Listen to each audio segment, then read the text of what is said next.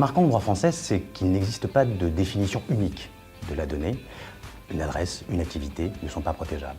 En revanche, un ensemble de données, sous l'angle de la base de données, est susceptible d'une protection. Protection à deux titres, du point de vue du contenant, l'architecture, les champs, qui font l'objet d'une protection par le droit d'auteur, et du contenu, donc ce qui va venir alimenter la base, au travers du droit du producteur de la base de données. 3 précautions à prendre du point de vue du contenu. 1. Démontrer les investissements réalisés au titre de la constitution de cette base. 2. Conserver la preuve de l'ensemble de ces investissements, les charges salariales, les factures qui viennent au soutien de cette démonstration. Et 3. Un encadrement contractuel strict auprès des partenaires commerciaux et plus généralement des utilisateurs de la base en regard des droits qui leur ont été concédés.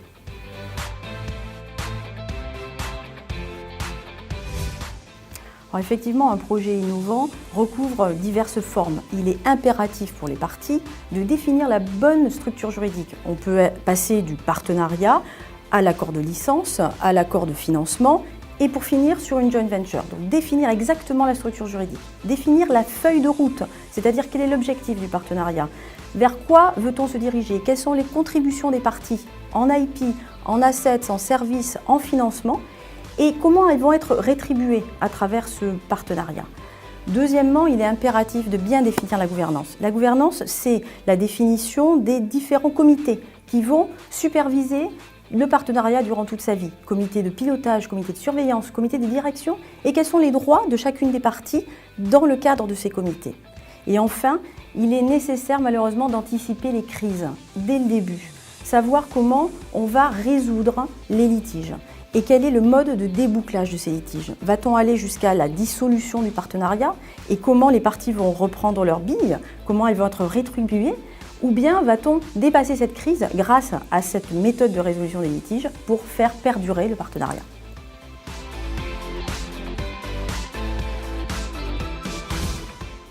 Le nouveau règlement européen sur la protection des données personnelles entrera en vigueur en mai 2018.